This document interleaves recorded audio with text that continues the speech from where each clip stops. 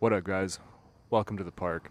I'm in Sunken Gardens, Rochester. I wanted to do a little session today. So, I want to talk about the most important factor when it comes to success. And it's probably not what you think. The most important factor when being successful is maintaining an elevated and high frequency. Now, I know that sounds probably woo woo or whatever, but it's really true. So, especially if you're in a 9 to 5 and you're building a creative dream, right? Whether you do music or art, design, fashion, anything, it can be really difficult to, maintain the creative energy and maintain the CEO like mindset when you're at a place where you're an employee, right? Like that's a very contrasting place to be. And I think the hardest work for us as creatives is to stay in that frequency, stay aligned to our inner voice, even when the external world is saying otherwise. And so, I have some resources for that. I have some advice on that. But the biggest thing that you need besides those is faith. Faith that it'll work out, faith that you will be persistent and unrelenting in the dream. And it's also faith in universal forces that govern us all. I know that also sounds woo woo, but you know, nobody thinks physics is woo woo, right? So let's turn that to physics. Energy is never created or destroyed, and momentum is therefore never gained or lost. It's either picked up or let go. Really key to maintain momentum in unmomentous moments. And what that looks like is showing up when you're tired, showing up when you're stressed or pissed, joyful, happy, all emotions. Because what happens, right, is you get used to operating the dream or get used to feeling all emotions under the same method. Really, what I'm trying to say here is like, if you can operate under any condition, you're going to get used to it. You're going to build a muscle. And that's really what we call the discipline muscle. A lot of people talk about discipline this and get on this, but, really nobody talks about what happens after discipline, right? And so what that effect is after 21 days, roughly, you gain a new habit.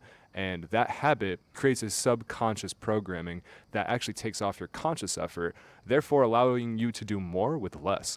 And so, when we're talking about the quickest methods to success, right, there is no quick way up the mountaintop. You have to hike it.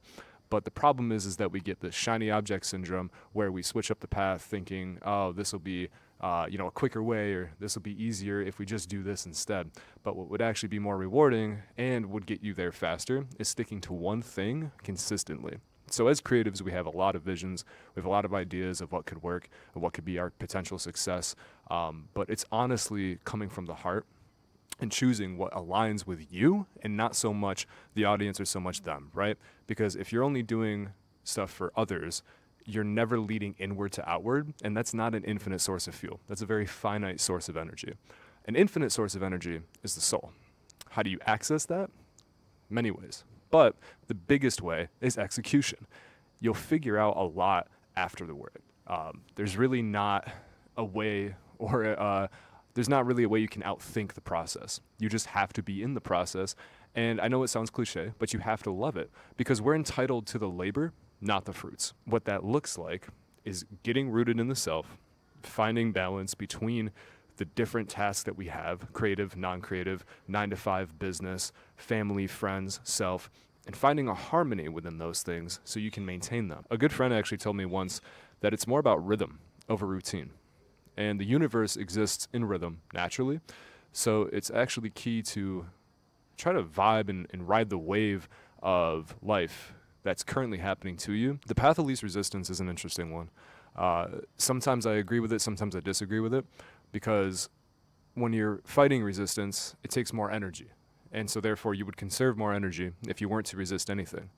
But for me, there were things in my life that I could not resist, and I had to push against them. And honestly, I believe that adversity creates creative logic. I think that dissatisfaction is a creative state. Like when you're not happy with something, someone, or some place, you get creative on solutions or alternatives, right? And so it's kind of funny because, like, as creatives, we're trying to design a safe space. But ultimately, it's in the unsafe space where we're creating and where that drive is. Like, imagine if you had $1 million right now, would you be thinking the same way? would you feel the same drive and angst to get to that million? Probably not. When I'm talking about quick success, I'm not talking about some woo-woo, spiritual belonging. I'm talking about using consciousness physics, proven systems, and repetition.